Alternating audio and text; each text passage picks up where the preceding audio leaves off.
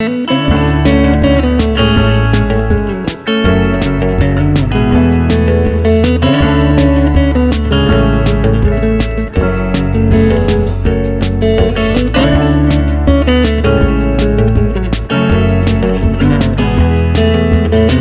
बच्चों, कैसे हैं आप? आशा करती हूँ आप सब अच्छे से होंगे। बच्चों, मैं नीतू आहूजा, सहायक अध्यापिका, राजकीय प्राथमिक विद्यालय अकबरपुर ऊद, विकासखंड लक्सर, जनपद हरिद्वार से हूँ। आज हम कक्षा 5 की गणित की पुस्तक गणित का जादू का पाठ 6 मैं तेरा गुणनखंड गुणज तू मेरा मिलकर पढ़ेंगे। इस पाठ में सबसे पहले हम पढ़ेंगे गुणज के बारे में। गुणज किसे कहते हैं? बच्चों, चलो हम गुणज को एक कहानी के माध्यम से समझने की कोशिश करते हैं। इस कहानी में एक बिल्ली है और एक चूहा है। बिल्ली भूखी है और वो चूहे को पकड़कर उसको खाना चाहती है। रास्ता जो है चूहे को पकड़ने का वो एक सीढ़ी नुमा है और वो पत्थरों से बना हुआ है और उन पत्थरों के ऊपर 1 से लेकर 12 तक की संख्याएं लिखी हुई हैं। अब बिल्ली बड़ी है तो उसकी कूद बड़ी होगी, ऊंची होगी, और चूहा छोटा है तो उसकी कूद छोटी होगी। बिल्ली को आप जानते हैं इंग्लिश में कैट बोलते हैं, तो हमने इसका सी लिया है, और चूहे को हम रैट बोलते हैं तो उसका हमने आर लिया है, राम। ठीक है। तो बिल्ली को देखकर चूहा भी डर के भागता है। तो जब चूहा कूदता है तो सबसे पहले वो 2 नंबर के पत्थर पे कूदा, फिर 4 पे, फिर 6 पर, फिर 8 पर, फिर 10 पर और फिर 12 नंबर के पत्थर पर। देखो, मैंने इन पत्थरों के सामने आर भी लिखा हुआ है कि चूहा इन जगह पे कूदा है। कौन से नंबर के पत्थर पे? आप भी बोलेंगे मेरे साथ। 2 नंबर के पत्थर पर, 4 नंबर के पत्थर पर, 6 नंबर के पत्थर पर, 8 नंबर के पत्थर पर, 10 नंबर के पत्थर पर और 12 नंबर के पत्थर पर चूहा कूदा। अब बिल्ली उसको दौड़ते हुए पीछे से पकड़ना चाहती है। तो बिल्ली क्योंकि बड़ी है तो उसकी ऊंची कूद है, वो कूद रही है पहले 3 नंबर के पत्थर पर, फिर 6 नंबर के पत्थर पर, फिर 9 पर और फिर 12 पर। देखो, मैंने सी लिखा हुआ है सबके सामने, है ना। 3 के सामने भी, 6 के सामने भी, 9 के और 12 के। तो आप ध्यान से देख रहे हैं ना, चूहा कौन कौन से नंबर के पत्थर पर कूदा? 2, 4, 6, 8, 10 और 12। और बिल्ली उसके पीछे कैसे कूदी? कौन कौन से पत्थर पर? 3 नंबर के पत्थर पर, 6 पर, 9 पर और 12 पर। ये तो आपको समझ में आ गया ना। बिल्ली ने लगाई 3 की कूद। 3 नंबर पे कूदी थी, 6 नंबर के पत्थर पर कूदी थी, 9 पर और 12 नंबर के पत्थर पर। अगर आप ध्यान से देखें इसे तो ये किसका पहाड़ा हुआ? 3 का पहाड़ा। 3 एकम 3, 3 दूनी 6, 3 तिया 9 और 3 चौक 12। चूहे ने लगाई 2 की कूद। तो चूहा कौन कौन से नंबर के पत्थर पे कूदा था? 2 पर, 4 पर, 6 पर, 8, 10 और फिर 12। तो ये हो गया 2 का पहाड़ा। 2 एकम 2, 2 दूनी 4, 2 तिया 6, 2 चौक 8, 2 पंजे 10 और 2 छिंग 12। इस प्रकार से 2 की गिनती कूदना यानी कि 2 का गुणज, 2 की गिनती कूदना अर्थात 2 के गुणज, और 3 की गिनती कूदना अर्थात 3 का गुणज। गुणज को हम अपवर्तक या इंग्लिश में मल्टीपल भी कहते हैं। अब देखो बच्चों, ये पहाड़ा चार्ट है। यहाँ पे मैंने गिनती लिखी है 1 से लेकर 10 तक, और इधर भी मैंने गिनती लिखी है 1 से लेकर 10 तक। 1 गुणा 1 यानी कि 1 कम 1, 1 गुणा 2 यानी कि 1 दूनी 2, 1 तिया 3, 1 चौक 4, 1 पंजे 5, 1 छिंग 6, 1 सत्ते 7, 1 अट्ठे 8, 1 निम 9, 1 धाम 10। इसी प्रकार से 2 का पहाड़ा पढ़ेंगे। 2 एकम 2, 2 दूनी 4, 2 तिया 6, 2 चौक 8, 2 पंजे 10, 2 छिंग 12, 2 सत्ते 14, 2 अट्ठे 16, 2 निम 18, 2 धाम 20। इस प्रकार हम कह सकते हैं 3 का पहाड़ा, 4 का, 5, 6, 7, 8, 9, 10 के पहाड़े लिख सकते हैं। हम ये कह सकते हैं 1 के सामने हमने लिखा है 1 का गुणज, 2 के सामने लिखा है 2 के गुणज यानी कि 2 का पहाड़ा, 3 के सामने लिखे हमने 3 के गुणज यानी कि 3 का पहाड़ा, 4 के सामने 4 के गुणज यानी कि 4 का पहाड़ा, 5 के सामने 5 के गुणज यानी कि 5 का पहाड़ा, 6 के सामने 6 के गुणज 6 का पहाड़ा। इसी प्रकार से हमने सभी पहाड़े लिखे यानी कि सभी के गुणज लिख दिए। अब दी गई संख्याओं के प्रथम 7 गुणज लिखिए। किस प्रकार से लिखेंगे जरा देखते हैं। प्रथम 7 यानी कि शुरुआत के 7 गुणज हमें लिखने हैं। संख्या है 3 के गुणज, पहले हम 3 के गुणज लिखेंगे। प्रथम 7 यानी कि शुरुआती 7 गुणज लिखेंगे। तो यानी कि हमें 3 का पहाड़ा पढ़ना है 7 तक। 3 एकम 3, 3 दूनी 6, 3 तिया 9, 3 चौक 12, 3 पंजे 15, 3 छिंग 18, 3 सत्ते 21। तो हमने ये प्रथम 7 गुणज लिख दिए 3 के, क्योंकि हमने 3 का पहाड़ा पढ़ा है 7 तक। इसी प्रकार से आप 6 के गुणज लिखेंगे प्रथम 7, यानी कि 6 का पहाड़ा पढ़ेंगे 7 बार तक। इसी प्रकार से 8 के गुणज, इसी प्रकार से आप 10 के गुणज लिखेंगे, इसी प्रकार आप 12 के गुणज लिखेंगे, इसी प्रकार आप 15 और 20 के गुणज भी लिखेंगे। अब अगला प्रश्न है, बताइए कि क्या 33, 72 और 58 भी 3 के गुणज हैं? अब अगर ऐसा प्रश्न आता है तो आप कैसे बता पाएंगे कि ये संख्याएं 3 के गुणज हैं या नहीं? इसके लिए हमें क्या करना होता है, जैसे हमें 33, 72 और 58 बताने हैं कि ये 3 के गुणज हैं या नहीं। इसके लिए पहले हमें इन तीनों को ही 3 से भाग देना पड़ेगा। जरा भाग देकर देखते हैं कैसे करेंगे इसको। 33 को भाग देंगे 3 से, 33 लिखा, भाग दिया हमने 3 से, 3 का पहाड़ा पड़ा जाएगा। 3 एकम 3, 3 में से 3 घटाया, बचा शेषफल 0, और यहाँ पे हमने उतारा 3, बचा शेष 0। फिर हमने नीचे उतारा 3, फिर 3 का पहाड़ा पढ़ेंगे, 3 एकम 3, घटाएंगे, आया उत्तर 0, यानी कि हमें शेषफल 0 मिला। 33 को 3 से भाग करने पर हमें शेषफल 0 मिल गया। अब हम 72 को भाग करेंगे 3 से। जरा 72 को भाग करके देखते हैं। 3 दूनी 6, 7 में से 6 को घटाया, बचा 1, उतारा 2, हो गए 12। फिर 3 का पहाड़ा पढ़ेंगे, 3 चौक 12, घटाएंगे, 2 में से 2 गया 0, 1 में से 1 गया 0, यानी कि 0। तो यहाँ पे भी हमारा 72 को 3 से भाग करने पर शेषफल आ गया 0, ठीक है ना। अब हम 58 को भाग करेंगे 3 से। इसके लिए भी 3 का पहाड़ा पढ़ेंगे, 3 एकम 3, 5 में से 3 को घटाया, बचे 2, उतारा हमने 8, हो गया 28। 3 का पहाड़ा पढ़ेंगे, 3 निम 27, 8 में से 7 गए 1, 2 में से 2 गया 0, बचा 1। अब आप देख रहे हैं 33 को जब हम 3 से भाग कर रहे हैं तो शेषफल आ रहा है 0। 72 को हमने 3 से भाग किया तब भी शेषफल 0 आया, लेकिन जब हम 58 को 3 से भाग कर रहे हैं तब शेषफल हमारा 1 आ रहा है। इसका अर्थ ये हुआ, जब भी आपका शेषफल 0 आएगा, अगर शेषफल 0 आता है तो इसका अर्थ होता है कि 33 3 का गुणज है और 72 भी 3 का गुणज है। लेकिन यहाँ पे शेषफल 1 आ रहा है, इसका अर्थ है कि 58 3 का गुणज नहीं है। आपको समझ में आया ना? क्या समझ में आया? क्योंकि 33 और 72 को 3 से भाग देने पर शेषफल 0 आ रहा है, अतः 33 और 72 संख्या 3 के गुणज हैं। इसी प्रकार क्योंकि संख्या 58 को 3 से भाग देने पर शेषफल 1 आया है, 0 नहीं आया है, अतः 58 संख्या 3 का गुणज नहीं है। अब आपको कुछ महत्वपूर्ण बिंदु बताते हैं जो हमने अभी तक सीखा, वही लिखा है इसमें, लेकिन ध्यान से समझेंगे।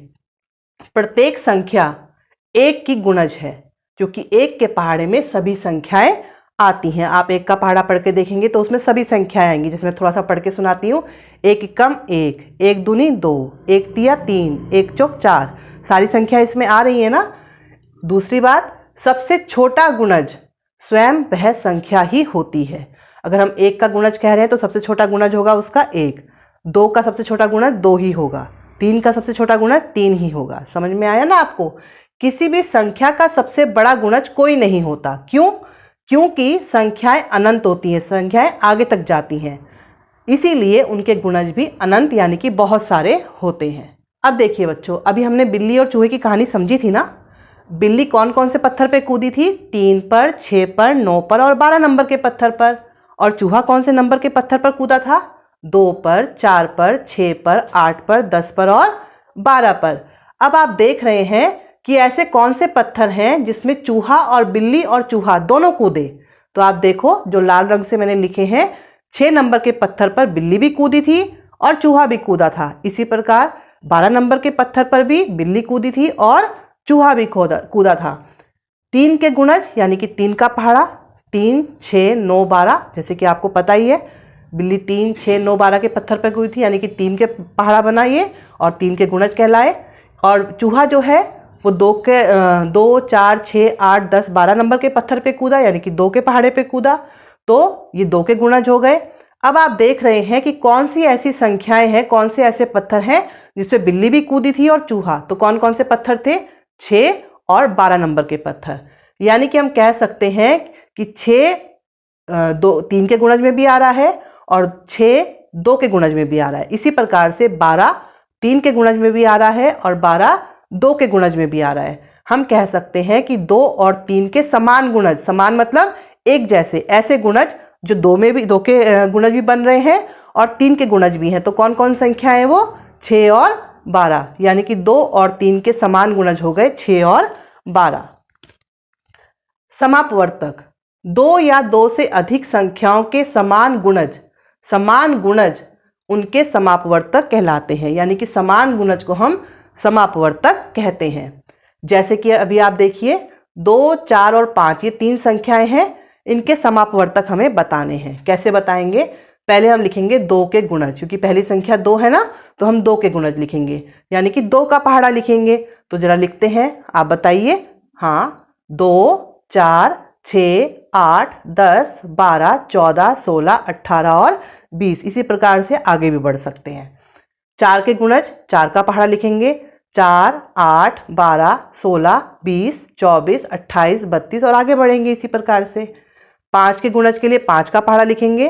5, 10, 15, 20, 25, 30 और 35 और आगे बढ़ेंगे। अब हमें लिखना है 2, 4 और 5 का समापवर्तक, यानी कि इनके समापवर्तक क्या होंगे। अब 2 के पहाड़े में ऐसी कौन सी संख्या है, 4 के पहाड़े में ऐसी कौन सी संख्या है और 5 के पहाड़े में ऐसी कौन सी संख्या है जो तीनों में आ रही है। तो अगर आप ध्यान से देखें तो 20 संख्या 2 के पहाड़े में भी आ रही है, 20 संख्या 4 के पहाड़े में भी आ रही है और 20 संख्या 5 के पहाड़े में भी आ रही है, यानी कि 20 संख्या तीनों में समान है, यानी कि तीनों का समान गुणज है। तो हम कह सकते हैं कि 2, 4 और 5 का समापवर्तक यानी कि समान गुणज हुआ 20। अब आपको ये गृह कार्य है, अभ्यास के लिए है आपको निम्न संख्याओं के समापवर्तक बताने हैं। 10, 20 और 30 के समापवर्तक। अगला प्रश्न है दूसरा, 2, 3 और 5 के समापवर्तक। तीसरा प्रश्न है 12, 15 और 16 के समापवर्तक बताने हैं आपको। और चौथे प्रश्न में 6, 8 और 12 के समापवर्तक बताने हैं। इसे आप स्वयं अपने आप करेंगे। अब 5 और 7 के समापवर्तक बताइए। समापवर्तक बताने की ये दूसरी विधि है, आपको आसान लगेगी शायद ये करने में। जरा समझते हैं इसको कैसे करेंगे। 5 और 7 के समापवर्तक जब बताने होते हैं तो पहले हम 5 के गुणज लिखेंगे और 7 के गुणज लिखेंगे। 5 के गुणज यानी कि 5 का पहाड़ा, देखिए मैंने 5 का पहाड़ा लिखा है। 5, 10, 15, 20, 25, 30, 35, 40, 45, 50, 10 तक का पहाड़ा तो आप जानते ही हैं। ये 5 को 11 से गुणा किया तो 55 आ गया, 5 को 12 से गुणा किया तो 60 आ गया। इसी प्रकार से आगे बढ़ते हुए लिखा है। 7 के गुणज यानी कि 7 का पहाड़ा उतारेंगे। 7, 14, 21, 28, 35, 42, 49, 56, 63, 70 और 77। इसी प्रकार आगे और लिख सकते हैं। अब हमें करना क्या है, इस विधि में हम 2 चूड़ी लेंगे और चूड़ी को इस प्रकार रखेंगे कि एक चूड़ी दूसरे को काटे। अब पहले वाली चूड़ी के अंदर हम 5 के गुणज लिखेंगे, लेकिन 5 के केवल वो गुणज लिखेंगे जो दोनों में समान नहीं है। जैसे आप देख रहे हैं 5 के गुणज में और 7 के गुणज में कौन सी संख्याएं हैं जो दोनों में एक जैसी आ रही हैं। तो 35 संख्या दोनों में आ रही है और 70 संख्या दोनों में आ रही है। इसका मतलब 35 और 70 दोनों के समान गुणज हैं, तो उन दोनों को छोड़ देंगे। तो यहां पे लिखेंगे 5 के गुणज, लेकिन वो जो समान नहीं है, जैसे 5, 10, 15, 20, 25, 30, 40, 45, 50, 55, 60, 65 और 75 ये हमने इधर लिख दिए। इसी प्रकार से दूसरी तरफ जो दोनों का कटा हुआ हिस्सा नहीं है उसके दूसरी तरफ हमने लिखे 7 के गुणज।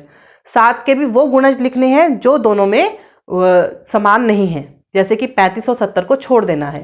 तो हमने यहाँ पे क्या क्या लिखा, 7 लिखा, 14 लिखा, 21, 28, 42, 49, 56, 63 और 77। अब बीच वाले हिस्से में जो इधर वाली चूड़ी के अंदर भी आ रहा है और इधर वाली चूड़ी में भी आ रहा है, इस बीच वाले हिस्से में हमें केवल वो गुणज लिखने हैं जो दोनों में एक जैसे हैं, यानी कि समान हैं। तो इसमें हम लिखेंगे 35 और 70, क्योंकि ये दोनों 35 और 70 दोनों ही गुणज हैं किसके, 5 के और 7 के, यानी कि समान गुणज हैं। तो हम कह सकते हैं 5 और 7 के समापवर्तक यानी कि समान गुणज कौन कौन से हुए, 35 और 70। ये बीच वाली संख्याएं हम यहाँ पे सामने उतार देंगे। ये विधि आसान है ना बच्चों, ये भी आपको शायद समझ में आ गई होगी। अब इसी विधि से आपको ये कुछ प्रश्न दे रहे हैं, 3 प्रश्न है, ये आपको करने हैं, इसी विधि से करेंगे आप। 16 और 20 के समापवर्तक निकालिए, 15 और 18 के समापवर्तक बताइए, 21 और 24 के समापवर्तक बताइए। अब बच्चों पाठ के अगले हिस्से पे चलते हैं जो है गुणनखंड। पाठ का नाम भी यही था ना, मैं तेरा गुणनखंड गुणस तू मेरा। अब गुणस तो आपने पढ़ लिया, अब हम पढ़ रहे हैं गुणनखंड के बारे में। चलिए सीखते हैं गुणनखंड क्या होता है। बच्चों एक बच्ची है राधा, एक लड़की है राधा, और उसके पापा ने उसे 12 पौधे दे दिए और कहा जाके क्यारी में लगा दो। अब बच्ची सोचने लगी मैं इस पौधों को कैसे लगाऊं, किस प्रकार से लगाऊं। पहली बार तो उसने सोचा कि मैं एक पंक्ति में 12 पौधे एक के बाद एक लगा दूं, एक पंक्ति में 12 के 12 पौधे लगा दूं।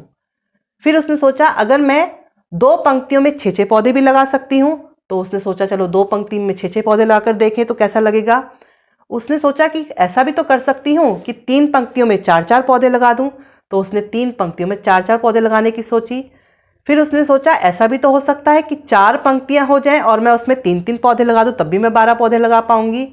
या 6 पंक्तियों में 2-2 पौधे लगा दूं, तब भी मैं लगा पाऊंगी 12 पौधों को। या 12 पंक्तियों में 1-1 पौधे को भी मैं लगा सकती हूं। अब वो विचार करती है कि वो किस प्रकार से पौधों को लगा सकती है। पंक्ति है, एक पंक्ति में 12 पौधे लगाएगी तब भी वो 12 पौधे लगा पाती है। 2 पंक्तियों में 6 पौधे लगाएगी तब भी वो 12 पौधे लगा पा रही है। 3 पंक्ति में 4 पौधे लगाएगी तब भी वो 12 पौधे लगा पा रही है। 4 पंक्तियों में 3 पौधे लगाएगी तब भी वो 12 पौधे लगा पा रही है। और 12 पंक्तियों में 1-1 पौधा लगाएगी तब भी वो 12 पौधे लगा रही है। यानी कि 12 पौधों को वो इतने प्रकार से खेत में या अपनी क्यारी में लगा सकती है। अब बच्ची ने 12 पौधे लगाने के लिए इतने तरीके सोच लिए कि वो इनमें से किसी एक तरीके से पौधों को लगा सकती है। अब 12 को हम 1 गुना 12 भी लिख सकते हैं, 12 को हम 2 गुना 6 भी लिख सकते हैं, 12 को हम 3 गुना 4 भी लिख सकते हैं, 12 को हम 4 गुना 3 भी लिख सकते हैं, 12 को 6 गुना 2 भी लिख सकते हैं और 12 को 12 गुना 1 भी लिख सकते हैं। या हम ये कह सकते हैं 1 को हम 12 से गुणा करेंगे तब भी 12 आ रहा है, 2 को 6 से गुणा करेंगे तब भी 12 आ रहा है, 3 को 4 से गुणा करेंगे तब भी 12 आ रहा है, 4 को 3 से गुणा करेंगे तब भी 12 आ रहा है, 6 को 2 से गुणा करेंगे तब भी 12 आ रहा है और 12 को 1 से गुणा करेंगे तब भी 12 आ रहा है। इस जगह पे जरा ध्यान से देखेंगे बच्चों, 3 गुना 4 कहें या 4 गुना 3 कहें, यानी कि 3 को 4 से गुणा करें चाहे हम 4 को 3 से गुणा करें, उत्तर हमेशा हमें 12 ही मिलेगा। इसी प्रकार से 2 को 6 से गुणा करें या 6 को 2 से गुणा करें, उत्तर हमें 12 ही मिलेगा। 1 को 12 से गुणा करें या 12 को 1 से गुणा करें, उत्तर हमें 12 ही मिलेगा। यानी कि हम जब एक जैसी संख्याएं आनी शुरू हो जाएंगी, जैसे 3 गुना 4 और 4 गुना 3, तो हम यहीं रुक जाएंगे।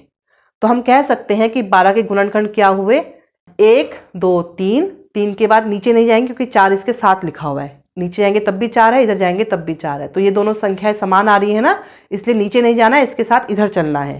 3 4 6 12, तो हम कह सकते हैं कि 12 के गुणनखंड हो गए 1 2 3 4 6 12। इसका अर्थ ये हुआ, 12 के गुणनखंड का अर्थ होता है कि 12 किस किस के पहाड़े में आता है। 12 1 के पहाड़े में भी आता है, 12 2 के पहाड़े में भी आ रहा है, 12 3 के पहाड़े में भी आ रहा है, 12 4 के पहाड़े में आ रहा है, 12 6 के पहाड़े में आ रहा है, 12 12 के पहाड़े में आ रहा है। यानी कि 12 के गुणनखंड हो गए 1 2 3 4 6 और 12। अब हम कुछ और संख्याओं के गुणनखंड निकालते हैं। 6 के गुणनखंड, यानी कि 6 किस किस के पहाड़े में आता है। 6 1 के पहाड़े में आता है, 1 छिक्का 6। 6 2 के पहाड़े में आता है, 2 तिया 6। 6 3 के पहाड़े में आता है, 3 दूनी 6। 6 4 के पहाड़े में नहीं आता तो उसको हमने हटा दी, नहीं लिखा है। 5 के पहाड़े में भी 6 नहीं आता, 6 के पहाड़े में 6 आता है, 6 कम 6, तो 6 के गुणनखंड हो गए 1 2 3 और 6। इसी प्रकार से हम 15 के गुणनखंड लिखते हैं। 15 किस किस के पहाड़े में आता है। 15 1 के पहाड़े में आता है, 2 के पहाड़े में नहीं आता है, 3 के पहाड़े में आता है, फिर 4 में नहीं आता है, 5 के पहाड़े में आता है, फिर आता है 15 के पहाड़े में। यानी कि 15 के गुणनखंड हो गए 1 3 5 और 15। इसी प्रकार से 18 के गुणनखंड लिखेंगे। 18 किस किस के पहाड़े में आता है। 18 1 के पहाड़े में आता है, 2 के पहाड़े में आता है, 3 के में, 6 के में, 9 के में और 18 के पहाड़े में आता है। अब महत्वपूर्ण बिंदु यानी कि जो हमने अभी तक सीखा उससे हमें क्या क्या जानकारी मिली। गुणनखंड संख्या से छोटा होता है या संख्या के बराबर हो सकता है, बड़ा नहीं हो सकता। अब जरा यहाँ पे देखिए, गुणनखंड जो है वो संख्या से छोटे हैं सारे या संख्या के बराबर है, लेकिन इस संख्या से 6 से बड़ा कोई नहीं है गुणनखंड। इसी प्रकार से यहाँ देखेंगे 15 से छोटे हैं या 15 के बराबर है, लेकिन 15 से बड़ा कोई गुणनखंड नहीं है। इसी प्रकार से 18 के गुणनखंड अगर हम देखें तो संख्याएं सारे जो गुणनखंड है वो 18 से छोटी हैं या 18 के बराबर है, 18 से बड़ी कोई संख्या नहीं है। दूसरी बात हमें क्या पता है कि गुणनखंड को हम अपवर्तक भी कहते हैं। अब नीचे दी गई संख्याओं के गुणनखंड ज्ञात कीजिए। अब आपको ये काम खुद करना है अपनी कॉपी में सुंदर सुंदर। पहला प्रश्न है 20 के गुणनखंड लिखिए, 6 के गुणनखंड लिखिए, तीसरा प्रश्न है 15 के गुणनखंड लिखिए और चौथा क्वेश्चन है 24 के गुणनखंड लिखिए या बताइए। अब हम सीखते हैं गुणनखंड पेड़ कैसे बनाते हैं। किसी भी संख्या का गुणनखंड पेड़ उस संख्या के गुणनखंडों द्वारा बनाया जाता है, यानी कि जो संख्या है पहले हम उसके गुणनखंड निकाल लेंगे, फिर उन्हीं की सहायता से उसका पेड़ बनाएंगे। अब जैसे हमें 18 का गुणनखंड पेड़ बनाना है। 18 का गुणनखंड पेड़ हम दो तरीके से बना सकते हैं, ये पहला है और ये दूसरा पेड़ है। पहला पेड़ देखो कैसे बन रहा है। हमने लिखा सबसे पहले संख्या 18। 18 कौन कौन सी दो संख्याओं को, कौन कौन से दो ऐसे गुणनखंड को गुणा करने पर 18 आ रहा है। तो अगर हम देखें 2 और 9 को गुणा करने पर 18 आ रहा है, तो हमने लिखा 2 निम 18। 2 और 9 को गुणा करेंगे तो हमें 18 मिलेगा। अब 2 हमें कैसे मिल सकता है? 2 के लिए हम क्या करेंगे, 2 को 1 से गुणा करेंगे तब हमें 2 मिलता है, तो हमने यहाँ लिखा 2 एकम 2। 9 हमें कैसे मिलेगा? 3 को 3 से गुणा करने पर हमें 9 मिलता है, यानी कि 3 तिया 9। अब 2 को और छोटे हिस्सों में तो नहीं बांट सकते, लेकिन 3 को बांट सकते हैं। 3 एकम 3, तो 3 को और छोटे 2 हिस्सों में करा, 3 एकम 3। इसी प्रकार से इस 3 को भी दो प्रकार से इस प्रकार लिख सकते हैं, 3 एकम 3। तो 18 का ये गुणनखंड पेड़ बन गया। किस प्रकार बना? 2 निम 18, 2 एकम 2, 3 तिया 9 और 3 को लिख सकते हैं 3 एकम 3 और इस 3 को भी लिख सकते हैं 3 एकम 3। इसी प्रकार से 18 का एक दूसरा गुणनखंड पेड़ भी बन सकता है। किस प्रकार से जरा देखेंगे। 18 को हम एक दूसरे तरीके से लिख सकते हैं, 3 छिंग 18। 3 को जब 6 से गुणा करते हैं तो हमें 18 मिलता है।